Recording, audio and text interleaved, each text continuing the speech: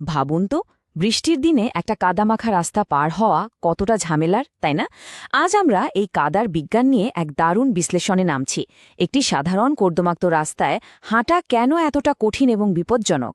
এর পেছনে লুকিয়ে আছে রোয়োলজিক্যাল, বায়োমেকানিক্যাল এবং এপিডেমিওলজিক্যাল নানা চ্যালেঞ্জ। চলুন সরাসরি মূল বিষয়ে প্রবেশ করা যাক। কাদাযুক্ত একটা পথ পাড়ি দেওয়া আমাদের দৈনন্দিন জীবনের একটা সাধারণ বিরক্তি হতে পারে, কিন্তু কখনো কি ভেবে দেখেছেন কেন কাদায় হাঁটলে আমরা এতটা ক্লান্ত হয়ে পড়ি? এটা আসলে কেবল কোনো শারীরিক অস্বস্তি নয়, বরং পদার্থবিদ্যা, রসায়ন এবং জনস্বাস্থ্যের মতো বহুমাত্রিক বিজ্ঞানের এক বিস্ময়কর উদাহরণ। আজকের এই বিশ্লেষণে আমরা বিষয়টা কয়েকটা ধাপে দেখব। ১. কাদার গোপন পদার্থবিদ্যা। ২. পিছলে যাওয়ার বিজ্ঞান। ৩. হাঁটার শারীরিক ধকল। ৪. কাদায় লুকিয়ে থাকা রোগব্যাধি। এবং ৫. কিভাবে নিজেকে সুরক্ষিত রাখবেন। তাহলে চলুন প্রথম পয়েন্টে যাওয়া যাক, কাদার গোপন পদার্থবিদ্যা। শুরুতেই আসি রয়োলজি বা প্রবাহের বিজ্ঞানে। কাদা কিন্তু সাধারণ ভেজা মাটি নয়, বুঝলেন? এটি এমন একটা জটিল পদার্থ যা কঠিন আর তরলের ঠিক মাঝামাঝি একটা অদ্ভুত অবস্থায় থাকে। বিজ্ঞানের ভাষায় কাদা মূলত একটি নন নিউটনিয়ান ফ্লুইড বা অনিউটনীয় তরল। এর সবচেয়ে মজার ব্যাপারটা হলো শেয়ার থিনিং, মানে দূর থেকে দেখলে মনে হবে বেশ শক্ত মাটি, কিন্তু যেই আপনি এর ওপর পা রাখলেন আপনার শরীরের চাপে এর ঘনত্ব হঠাৎ করে কমে যায় আর আপনার পা সোজা তরলের মতো কাদার ভেতর তলিয়ে যায়। ব্যাপারটা আরেকটু ক্লিয়ার করা যাক। পানির মতো স্বাভাবিক তরল বা নিউটনীয় তরলের ঘনত্ব সবসময় একই থাকে, কিন্তু কাদার আচরণটা থিক্সোট্রপিক বা জেলের মতো। আপনি যখন কাদার ভেতর পা ফেলে স্থির দাঁড়ান, কাদা তখন আপনার পায়ের চারপাশে একটা সেমি সলিড বা আধা কঠিন খাঁচা তৈরি করে ফেলে। এই যে কাদার জেল স্ট্রেংথ, এর কারণেই কাদা থেকে পা টেনে তুলতে আমাদের এত বেশি যান্ত্রিক শক্তি খরচ করতে হয়। মনে হয় যেন মাটি পাটাকে কামড়ে ধরে আছে। এবার আসুন দ্বিতীয় পর্বে, পিছলে যাওয়ার বিজ্ঞান। কাদায় পা দিলে আমরা এত স্লিপ কাটি কেন? ট্রাইবোলজি বা ঘর্ষণ বিজ্ঞান এর দারুণ একটা জবাব দেয়। একটা শুকনো রাস্তায় ঘর্ষণ সহগ বা COF থাকে 0.5 থেকে 0.8 মধ্যে, কিন্তু রাস্তায় কাদা থাকলে সেটা এক ধাক্কায় 0.1 বা তারও নিচে নেমে যায়।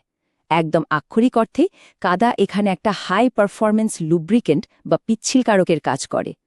জুতার তলা আর মাটির মাঝে আটকে পড়া কাদা এমন একটা হাইড্রোডাইনামিক প্রেসার তৈরি করে যে আপনার জুতা অনেকটা পানির উপর স্কিড করা টায়ারের মতো হাইড্রোপ্ল্যানিং করতে শুরু করে।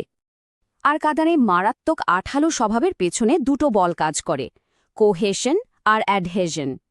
কোহেশন হল কাদার নিজের অণুগুলোর একে অপরকে শক্তভাবে আঁকড়ে ধরে রাখার ক্ষমতা, আর অ্যাডহেশন সেটা হলো কাদার অণুর সাথে আপনার জুতার তলার উপাদানের আকর্ষণ। এই দুই ফোর্সের পাল্লায় পড়ে আঠালো কাদা খুব দ্রুত আমাদের আধুনিক জুতার গভীর খাঁজগুলোতে শক্ত হয়ে আটকে যায়।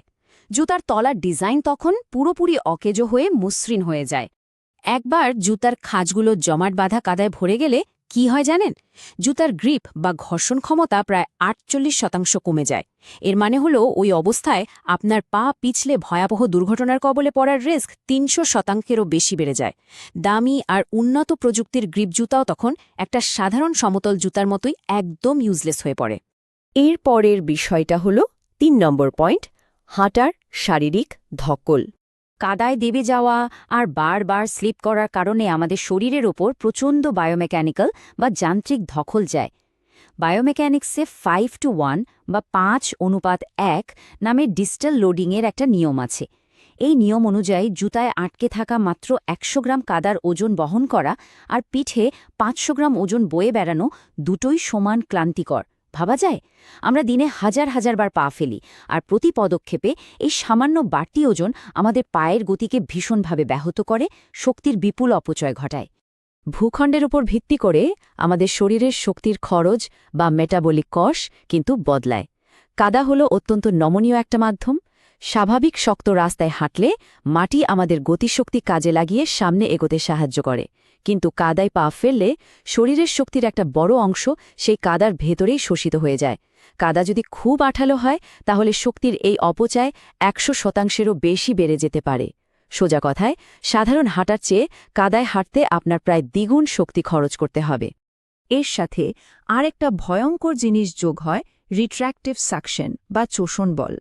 গভীর কাদা থেকে পা তোলার সময় সেখানে একটা আংশিক শূন্যতা বা ভ্যাকিউম তৈরি হয়। এটা একদম নির্দয়ভাবে আপনার পাকে নিচের দিকে টেনে ধরে। প্রতিটা কদম ফেলার সময় আপনার হিপ ফ্লেক্সর আর উরুর পেশিকে আক্ষরিক অর্থেই পৃথিবীর এই চোষণ বলের বিরুদ্ধে আপ্রাণ লড়াই করতে হয়। এবার আসি ৪ নম্বর পয়েন্টে, কাদায় লুকিয়ে থাকা রোগব্যাধি। এতক্ষণ তো আমরা কেবল শারীরিক ক্লান্তির কথা জানলাম, কিন্তু গ্রীষ্মমণ্ডলীয় অঞ্চলের কাদায় লুকিয়ে আছে জনস্বাস্থ্যের জন্য মারাত্মক সব অদৃশ্য হুমকি। পরিসংখ্যানটি রীতিমতো চমকে দেওয়ার মতো। শুধুমাত্র বাংলাদেশেই এপিডেমিওলজিক্যাল মডেল বলছে প্রতি বছর প্রায় ১৬,৯৩১ জন মানুষ মেলিওডোসিস নামের একটি মারাত্মক রোগে আক্রান্ত হতে পারেন। এই রোগটা ছড়ায় মূলত মাটি ও কাদায় বসবাসকারী এক বিশেষ ব্যাকটেরিয়ার মাধ্যমে।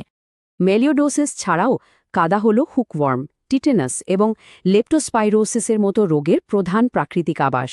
আমাদের বিশ্লেষণে পাওয়া তথ্য অনুযায়ী উত্তর পশ্চিমাঞ্চলে প্রান্তিক জনগোষ্ঠীর প্রায় ৮১% মানুষ মৃত্তিকাবাহী কৃমিতে আক্রান্ত হন।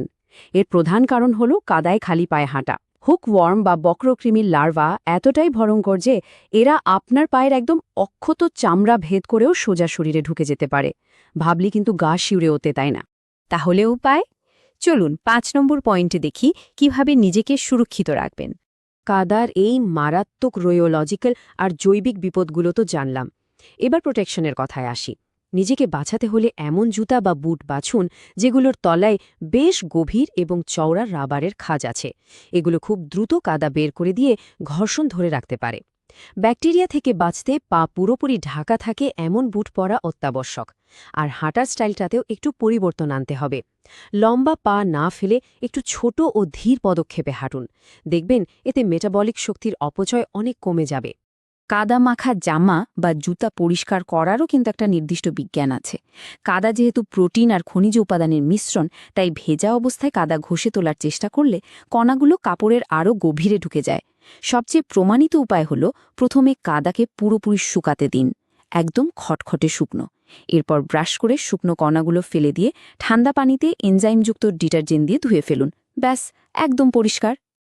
তো সবশেষে একটা কথা ভাবুন, পরের বার যখন বৃষ্টিতে ভেজা কোনো কর্দমাক্ত রাস্তা সামনে পড়বে, সেটাকে কি শুধুই একটা নোংরা পথ মনে হবে, নাকি একটা জটিল বায়োমেকানিক্যাল আর জৈবিক বিপদের জায়গা হিসেবে তাকে একটু সমীহ করবেন? প্রতিটা কদমের নিচে লুকিয়ে থাকা এই পদার্থবিদ্যা আর প্যাথোজেনগুলো নিয়ে জানার পর এটা নিশ্চিতভাবেই বলা যায় যে একটা কাদামাখা রাস্তা পার হওয়া আসলে মানুষের সহনশীলতা আর বিজ্ঞানের এক অবিশ্বাস্য লড়াই ছাড়া আর কিছুই নয়। আপনি কি এরপর থেকে কাদায় হাঁটার সময় এই ব্যাপারগুলো খেয়াল রাখবেন? উত্তরটা আপনার কাছেই তোলা থাকল।